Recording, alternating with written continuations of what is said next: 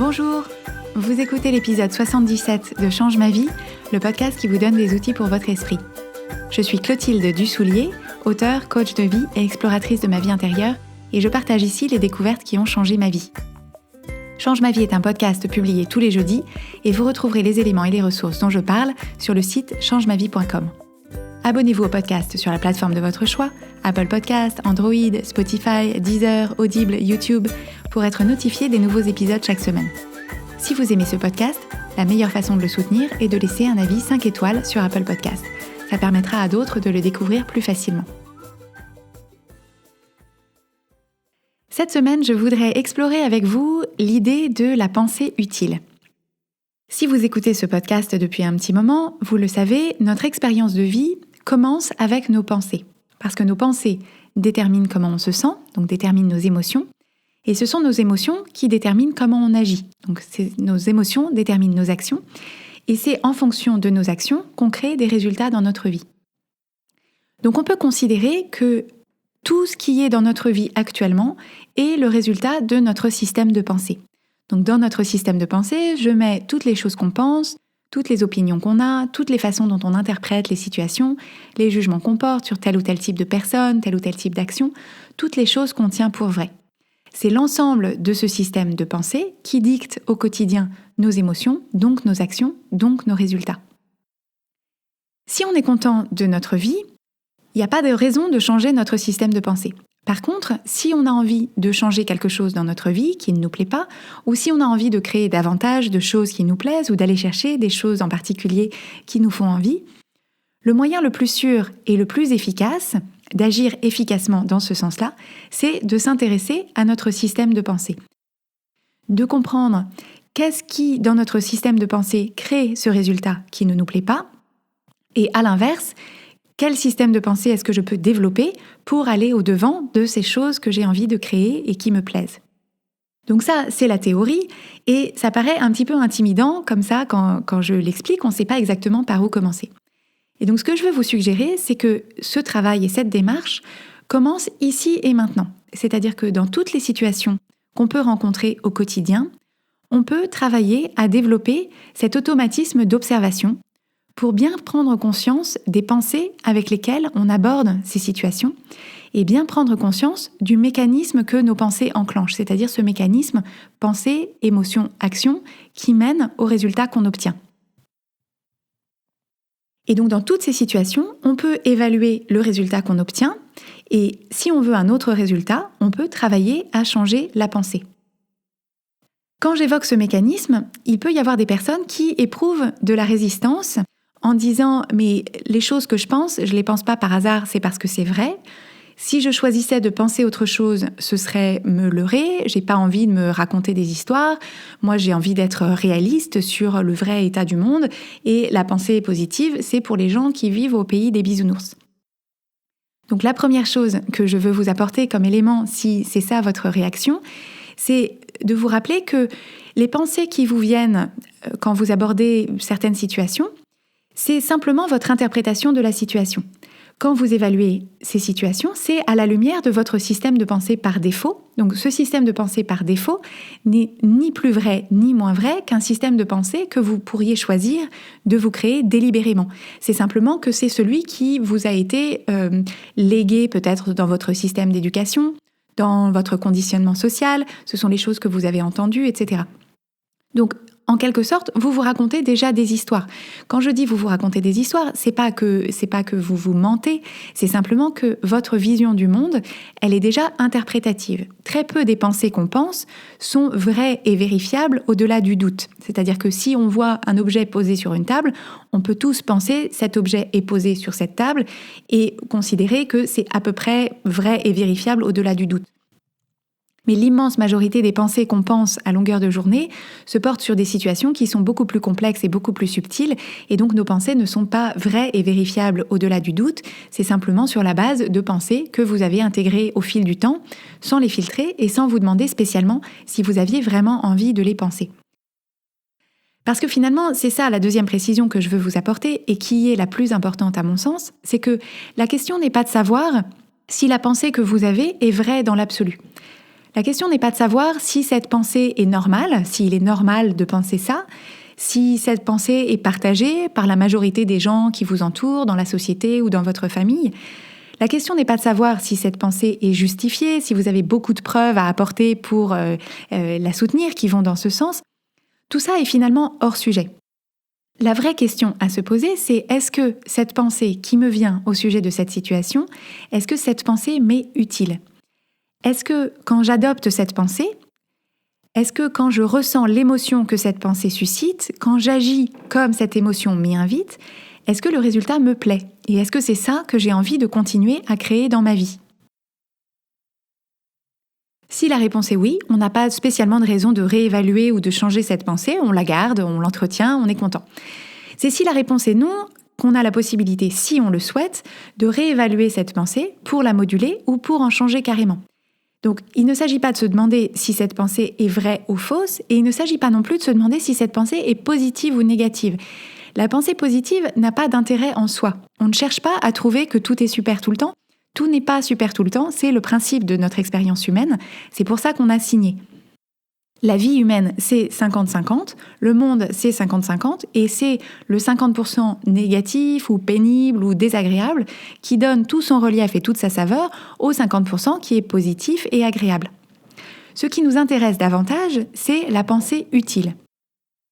Donc, si on prend un exemple dans lequel vous travaillez au sein d'une équipe et vous trouvez que votre manager fait du favoritisme.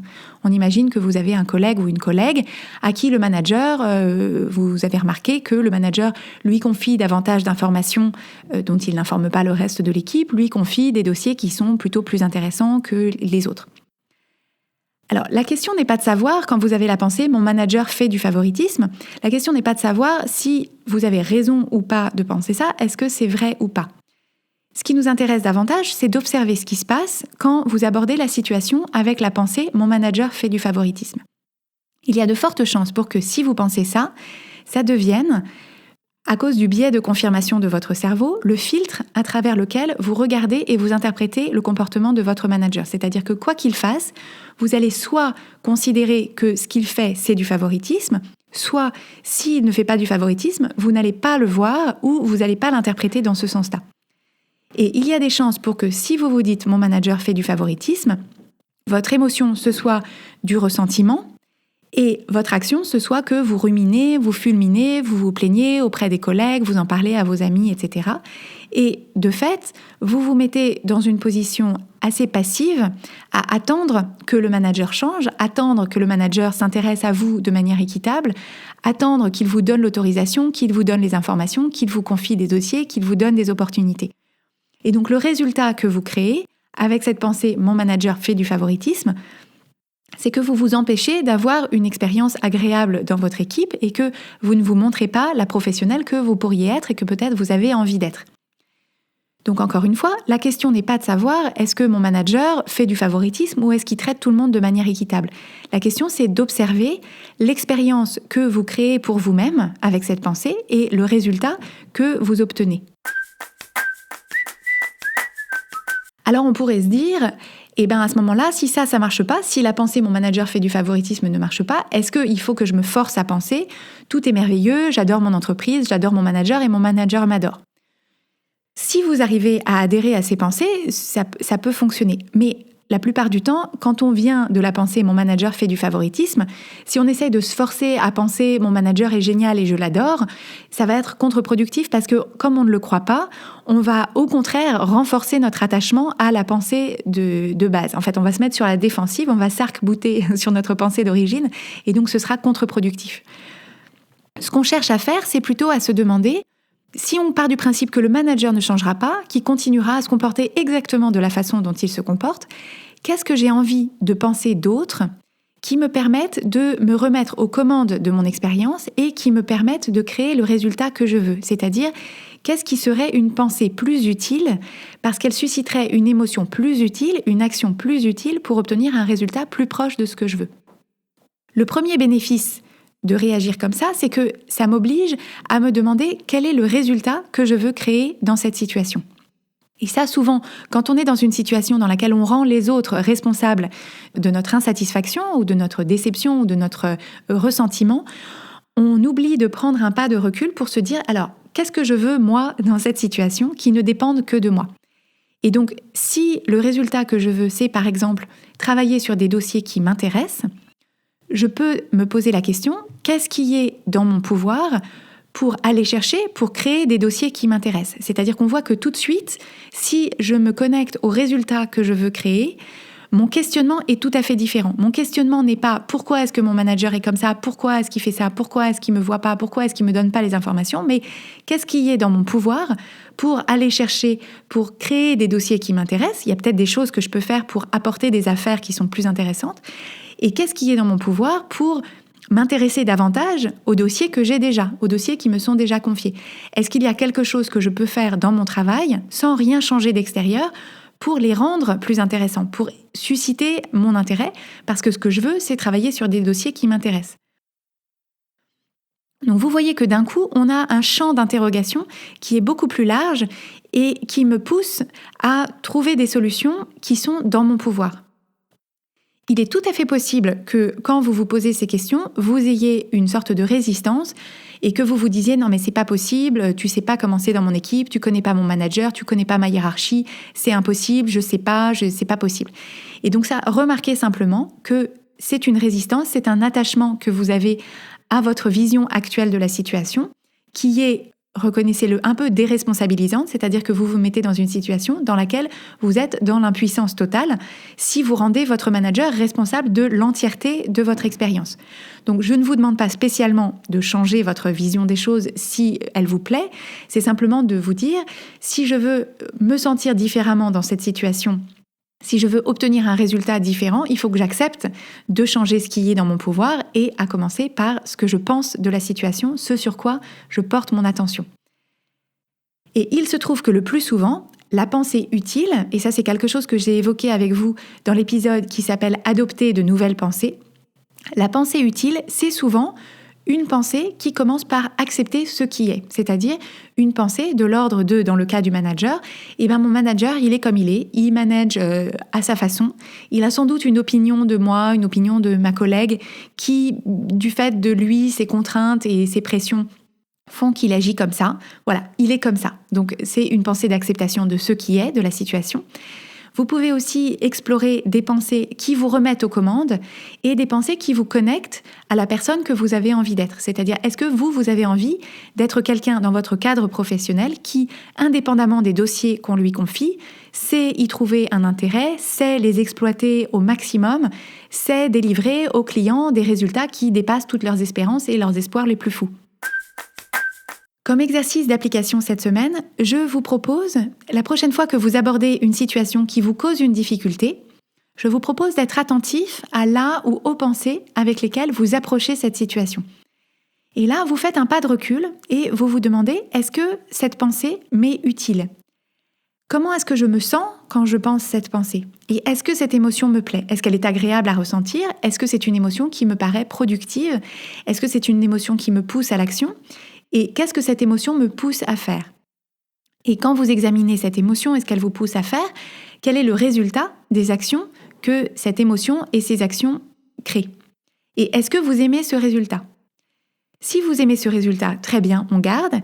Si vous n'aimez pas le résultat, vous pouvez jouer avec d'autres pensées pour en trouver une autre ou d'autres qui ne soient ni plus ni moins vraies que la première, mais des pensées auxquelles vous pourriez adhérer, mais qui vous soient plus utiles dans la situation parce qu'elles vont dans le sens de l'acceptation de la situation telle qu'elle se présente à vous, qui n'est pas la résignation mais qui n'est pas non plus la résistance, et par ailleurs, qui vous remet aux commandes de votre expérience, qui vous pointe du doigt ce que vous pouvez faire, ce qui est dans votre pouvoir, et qui vous connecte à la personne que vous avez envie d'être dans cette situation. Vous retrouverez les notes de cet épisode sur changemavie.com où vous pouvez aussi vous inscrire à la newsletter pour recevoir 3 exercices simples pour mieux explorer votre esprit et tous les mardis, la Minute Change ma vie. Si vous avez envie de plus de clarté dans votre cheminement, si vous avez envie de mieux vous approprier les outils dont on parle sur Change ma vie, d'avancer plus vite avec plus de confiance, sachez que je propose une formule d'accompagnement personnalisée. Je travaille avec un tout petit nombre de personnes, c'est un suivi vraiment sur mesure. Et si c'est quelque chose qui vous intéresse pour vous, je vous donne rendez-vous sur la page changemavie.com/coaching pour en savoir plus. Vous pourrez solliciter une première conversation gratuite de découverte. Abonnez-vous au podcast Change ma vie sur Apple Podcast, laissez-y votre avis si vous le voulez bien et suivez son actualité sur Instagram et sur Facebook sous l'identifiant Oui Change ma vie en un seul mot. Et n'hésitez pas à partager ce podcast avec vos amis si vous pensez qu'il leur serait utile. Merci et à jeudi prochain.